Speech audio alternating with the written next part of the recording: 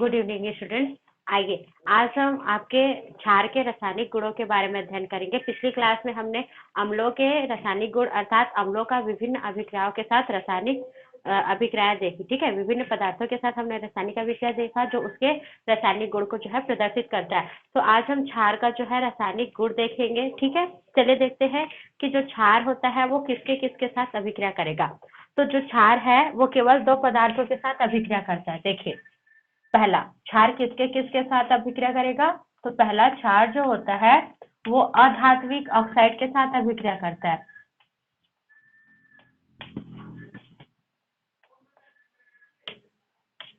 देखिए, क्षार जो होता है वो पहला किसके साथ क्रिया करेगा, अधात्विक ऑक्साइड। अधात्विक मतलब अधातुओं के ऑक्साइड, जैसे कि क्या है, सल्फर डाइऑक्साइड है, NO2 नाइट्रोजन का ऑक्साइड है। इनको हम जनरली अधात्विक ऑक्साइड बोलते हैं क्योंकि अधातुओं के साथ जब अधातु ऑक्सीजन के साथ क्रिया करते हैं तो वो क्या बनाता है, अधात्विक ऑक्साइड बनाता है। जैसे कि SO2 गैस है ना, सल्फर डाइऑक्साइड गैस। जब हम लोग इस अधात्विक ऑक्साइड का क्षार के साथ अभिक्रिया कराते हैं, क्षार जैसे कि आप कोई भी ले सकते हो, आपको काफी सारा क्षार बताया गया है ना, सोडियम हाइड्रोक्साइड, पोटेशियम हाइड्रोक्साइड इत्यादि। तो मैं यहाँ पे सोडियम हाइड्रोक्साइड लेती हूँ, NaOH। ठीक है, और इसका हम क्या उपयोग करते हैं, जलीय विलयन, है ना, एक्वा सॉल्यूशन। अब कराते हैं दोनों के मध्य क्रिया। तो देखिए, यहाँ पे आप याद रखेंगे कि जब क्षार अधात्विक ऑक्साइड के साथ क्रिया करता है तो क्या बनाएगा, मैं लिख देती हूँ, लवण और जल बनाएगा। ठीक है, जब क्षार अधात्विक ऑक्साइड के साथ क्रिया करता है तो लवण और जल बनाता है। तो चलिए हम जल बनाते हैं। तो जल बनाने के लिए हमको क्या चाहिए, दो हाइड्रोजन और एक ऑक्सीजन। ये देखिए, जल का निर्माण हो गया। तो क्या यहाँ पर दो हाइड्रोजन हमने लिया, यहाँ दो हाइड्रोजन है, नहीं है। तो यहाँ पे दो हाइड्रोजन करने के लिए हम क्या कर देंगे, इसके साथ दो का गुणा कर देंगे। ठीक है, तो अब दो हाइड्रोजन हो गया, देखिए हमने लिया। अब तो देखो हमारे पास सोडियम कितना है, 2 है। और हम हमेशा धन आयनिक तत्व को सामने में लिखते हैं, है ना, धन आयनिक तत्व पहले लिखा जाता है। तो हमने N2 लिखा। ठीक है, उसके बाद फिर ऋण आयनिक तत्व को लिखेंगे। तो ये ऋण आयनिक तत्व है सल्फर। ठीक है, और इसकी संयोजक यहाँ पे कितना होगा, 4 होगा, है ना, क्योंकि देखिए सल्फर की जो संयोजकता होती है वो कितनी होती है, -2 होती है। ठीक है, मतलब लास्ट में इसके संयोजकों से कितने इलेक्ट्रॉन पाए जाते हैं, 6 इलेक्ट्रॉन पाए जाते हैं। आप लोग विन्यास करके देख लेंगे, है ना। तो इस प्रकार ये क्या करता है, इसके 2 इलेक्ट्रॉन तो सोडियम के साथ जुड़ गए। ठीक है, मतलब 2 इलेक्ट्रॉन, और ये बाकी के जो 2 है वो क्या होगा, सल्फर सॉरी ऑक्सीजन द्वारा जुड़ेगा, है ना। तो यहाँ पे देखिए कितना ऑक्सीजन है हमारे पास। तो हमारे पास टोटल कितना ऑक्सीजन था, यहाँ पे 2 है। ठीक है, और यहाँ पे कितना है, 2 है, टोटल 4 था। 4 में से एक जो है ना, बाहर निकला। अब बचा कितना, तो 3। तो ये हो गया Na2SO3। ठीक है, तो इस प्रकार से क्या बन गया, यहाँ पे लवण के रूप में सोडियम सल्फाइड बन गया। ठीक है, तो इस तरह से आप इसको याद रखोगे। ठीक है, कि जब अधात्विक ऑक्साइड क्या करता है, क्षार के मतलब क्षार के साथ जब अधात्विक ऑक्साइड की क्रिया करवाई जाती है तो यहाँ पे लवण और जल बनता है। क्लियर हो गया सबको। चलिए, उसके बाद फिर अगला गुण है जो क्षार है वो किसके साथ क्रिया करेगा। तो क्षार जो है अब किसके साथ क्रिया करता है, अम्ल के साथ। तो हम अम्ल का क्षार के साथ क्रिया पढ़े या क्षार का अम्ल के साथ क्रिया पढ़े, वही अभिक्रिया है। ठीक है, तो इसको आप लोग याद रखेंगे, समझ में आया। ठीक है, और वह अभिक्रिया जिसमें क्षार अम्ल के साथ या अम्ल क्षार के साथ क्रिया करता है उसको हम उदासीनीकरण की क्रिया बोलते हैं। तो ये मैं आपको अम्ल के रासायनिक गुण के अंतर्गत बता चुकी हूँ, तो आप उसको वहीं पे पढ़ेंगे। ठीक है, चलिए, तो इस प्रकार हमारा अम्ल और क्षार का गुण जो है खत्म होता है। आगे हम पढ़ेंगे आयनन।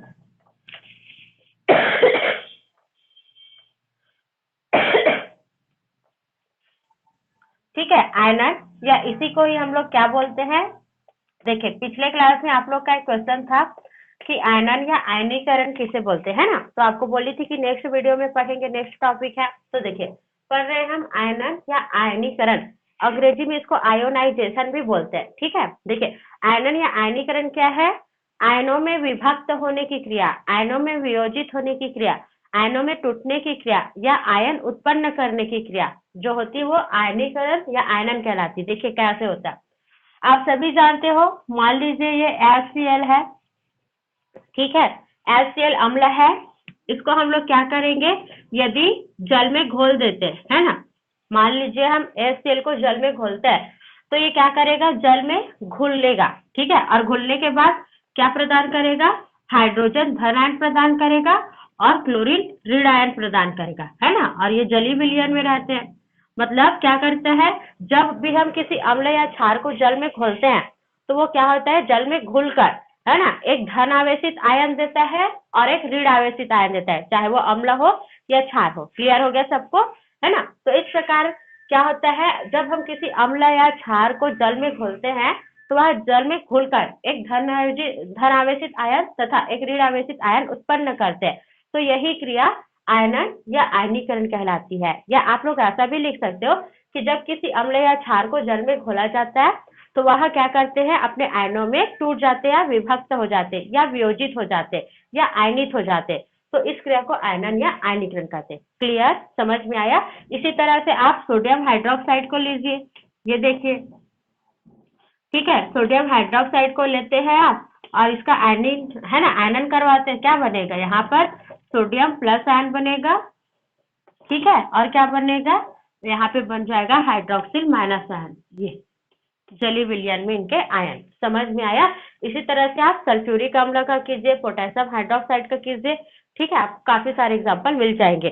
तो क्लियर हो गया सबको, आयनन या आयनीकरण है क्या, एग्जाम्पल से ही।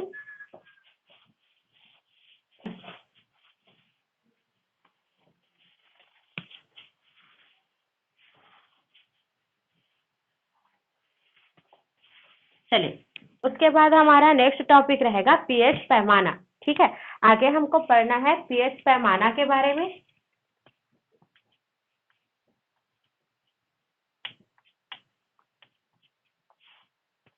पीएच पैमाना को हम इंग्लिश में पीएच स्केल बोलते हैं। अब पीएच क्या है वो आपको मैं पिछले वीडियो में क्लियर करा दी हूँ कि पी मतलब पोटेंज होता है और एच मतलब क्या होता है, कॉन्सेंट्रेशन, मतलब हाइड्रोजन होता है। तो पीएच जो होता है वो किसी विलयन में हाइड्रोजन आयन की सांद्रता को प्रदर्शित करता है, ठीक है। उसको हम लोग पीएच मान बोलते हैं। ये आप लोग को पिछले क्लास में बताया गया। अब देखिए, यहाँ पे हम पीएच पैमाना या पीएच स्केल पढ़ने वाले हैं, तो देखेंगे कि पीएच पैमाना या पीएच स्केल क्या है, ठीक है। देखिए, हमने देखा कि जो पीएच पेपर होता है वो क्या है, हमारा यूनिवर्सल इंडिकेटर, सार्वत्रिक सूचक पेपर है। और इसका उपयोग हम कब करते हैं, तो कोई विलयन अम्लीय विलयन है या क्षारीय विलयन है उसकी पहचान करने के लिए हम पीएच पेपर का उपयोग करते हैं, ठीक है। अब देखिए, अब यदि आपको पूछा जाए, है ना, कि यहाँ पे देखो, कोई विलयन को हम तो पहचान लेंगे कि वो अम्लीय है, क्षारीय, ठीक है। लेकिन मान लीजिए आपको पहले से बोला गया है कि दिया गया अम्ल अम्लीय है, ठीक है, और आपको दो विलयन दिए गए हैं, ठीक है। मान लेते हैं, देखिए, मान लीजिए मेरे पास दो विलयन है, ठीक है। इसमें मैंने हाइड्रोक्लोरिक अम्ल रखा है, इसमें मैंने सल्फ्यूरिक अम्ल रखा, ठीक है। ये हाइड्रोक्लोरिक है, बड़ी वाली बोतल, और छोटी वाली जो बोतल है वो क्या है, सल्फ्यूरिक एसिड है। अब देखो, हाइड्रोक्लोरिक अम्ल और सल्फ्यूरिक अम्ल में दोनों तो अम्ल ही है, लेकिन यदि आपको पूछे कि दोनों में कौन स्ट्रांग है, कौन प्रबल है, तो आप कैसे बताओगे। पहचानना तो आपको बता दिया कि आप चार तरीके से पहचान सकते हो। चाहे आप क्या करो, नेचुरल इंडिकेटर लो, चाहे सिंथेटिक इंडिकेटर लो, या फिर आप ऑल्फैक्टरी इंडिकेटर लो या यूनिवर्सल इंडिकेटर लो, चारों की सहायता से आप पहचान सकते हो। लेकिन यदि पूछा जाए कि यदि दिया गया विलयन अम्ल ही है या दोनों के दोनों क्षार ही है, लेकिन आपको बताना है कि वहां पे कौन प्रबल है और कौन दुर्बल है, तो आप कैसे पहचानोगे, है ना। तो उसके लिए हमारा सोल्यूशन है पीएच स्केल, ठीक है। पीएच स्केल की सहायता से हम बता सकते हैं कि यदि दिया गया दोनों विलयन अम्ल ही है या दोनों विलयन क्षारीय है, तो दोनों अम्लीय विलयन में कौन प्रबल है या दोनों क्षारीय विलयन में कौन प्रबल है, ठीक है, या कौन उदासीन है। इसकी पहचान हम पीएच पैमाने से कर सकते हैं, ठीक है। तो देखिए, इस पैमाने का विकास जो है सोरेनसन नामक वैज्ञानिक ने किया था, याद रखेंगे, ठीक है। पीएच पैमाने का जो विकास है वो किसने किया था, सोरेनसन ने 1909 में किया था। क्लियर हो गया। अब देखिए, अब इसका उपयोग कैसे करते हैं, तो देखो, कोई विलयन, है ना, किसी विलयन की अम्लीय प्रबलता या क्षारीय प्रबलता का पहचान करने के लिए जिस स्केल का उपयोग किया जाता है उसे पीएच स्केल कहते हैं, ठीक है। या कोई विलयन कितना प्रबल है इसका पहचान करने के लिए हम जिस स्केल का उपयोग करते हैं वह पीएच स्केल कहलाता है। इसका विकास सोरेनसन ने सन 1909 में किया था। तो यहाँ से आपको पता चल गया होगा कि पीएच स्केल का उपयोग क्यों करते हैं, ठीक है, विलयनों की अम्लीय प्रबलता या क्षारीय प्रबलता का पहचान करने के लिए, ठीक है, या अम्लीय सामर्थ्यता या क्षारीय सामर्थ्यता का पहचान करने के लिए। ठीक है, चलिए बताती हूँ कैसे। देखिए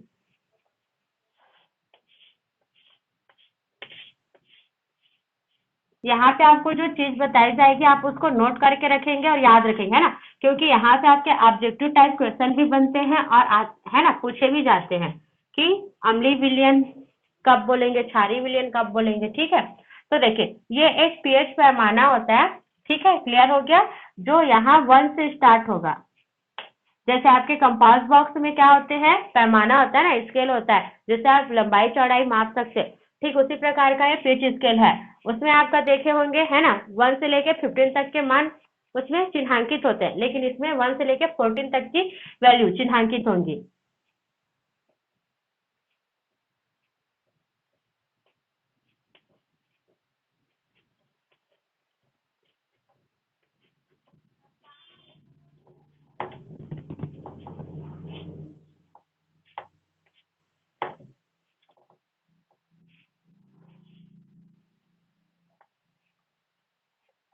ये देखिए, है ना, पीएच पैमाना हो गया हमारा, ये 1 2 3 4 5 6 7 8 9 10 11 12 13 और ये 14। ठीक है, चलिए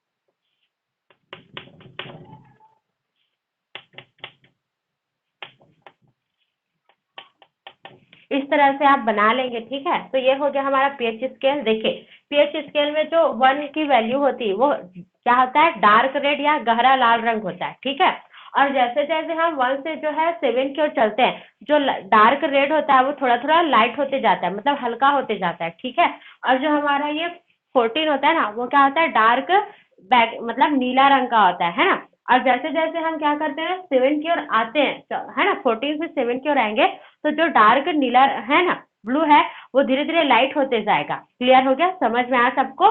ठीक है, तो यही हमारा क्या है, पीएच पैमाना है ना। अब देखिए हम क्या करते हैं, किसी विलयन का पीएच, है ना, हाइड्रोजन आयन की सांद्रता या उसकी प्रबलता मापनी है, तो ये क्या करते हैं, हम लिटमस पेपर को लेते हैं, है ना, जो हमारा सॉरी पीएच पेपर जो होता है उसको हम लेते हैं और पीएच पेपर को हम उस सॉल्यूशन में डुबाते हैं। ठीक है, डुबाएंगे तो कुछ ना कुछ तो कलर चेंज होगा, क्योंकि एसिड बेस है, कलर चेंज तो होना ही है। ठीक है, तो जब हम उसको क्या करते हैं, विलयन में डुबाते हैं, और जो भी रंग आता है उस रंग को क्या करते हैं, इस पीएच पैमाने में अंकित रंग के साथ मैच कराते हैं। ठीक है, और मैच कराने के बाद, है ना, मान लीजिए वो क्या है, काफी लाइट है, मतलब बिल्कुल हल्का लाल रंग है। ठीक है, और बिल्कुल हल्के लाल रंग कौन से नंबर पे आ रहा है, 6 नंबर पे आ रहा है, तो हम मानेंगे कि उस विलयन का पीएच मान कितना है, 6 है। समझ में आएगा सबको, है ना। तो जो रंग आएगा उस रंग को इस पीएच पैमाने के साथ मैच कराना है। ठीक है, और जिस अंक वाले नंबर से वो मैच करेगा वही अंक उसका पीएच मान होगा। समझ में आ गया सबको। ठीक है, तो ये है पीएच पैमाना, याद रखेंगे, है ना। आप लोग को पूर्व में भी बताया गया है, यदि किसी विलयन का पीएच मान क्या है, 7 है, तो वह कौन सा विलयन होगा, वह जो है उदासीन विलयन होगा। ठीक है, मतलब जिस विलयन का पीएच मान क्या है, 7 होता है, वह विलयन क्या होगा, उदासीन विलयन होगा। ठीक है, और यदि किसी विलयन का पीएच मान जो है, ठीक है, 7 से कम है ना, 7 से कम मतलब 1 2 3 4 5 6 कुछ, तो वो क्या होगा, अम्ल होगा। ठीक है, क्या हो जाएगा वो, अम्लीय विलयन होगा। और यदि किसी विलयन का पीएच मान 7 से अधिक है, जैसे कि 8 9 10 11 12 13 14, तो वह कौन सा विलयन होगा, क्षारीय विलयन होगा। ये आपको पूर्व में भी बताया गया, याद रखेंगे। जब किसी विलयन का मान, है ना, क्या होता है, नीचे की ओर, है ना, मतलब 7 से नीचे की ओर जाता है, तो वहां पे क्या होती है, अम्लीय सामर्थ्यता बढ़ती है।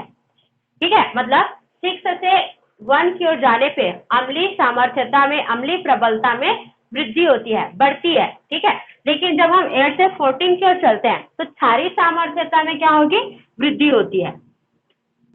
इस बात को याद रखेंगे, जब हम 6 से 1 की तरफ चलते हैं तो विलयनों की अम्लीय गुण में वृद्धि होती है, और जब हम 8 से 14 पर चलते हैं तो विलयनों के क्षारीय गुण में वृद्धि होती है ना। जैसे कि आपको बोला जाए कोई विलयन है ए और बी, है ना, विलयन ए का पीएच मान क्या है 9 है और विलयन बी का पीएच मान क्या है 12 है, तो कौन प्रबल है ना, ए की बी।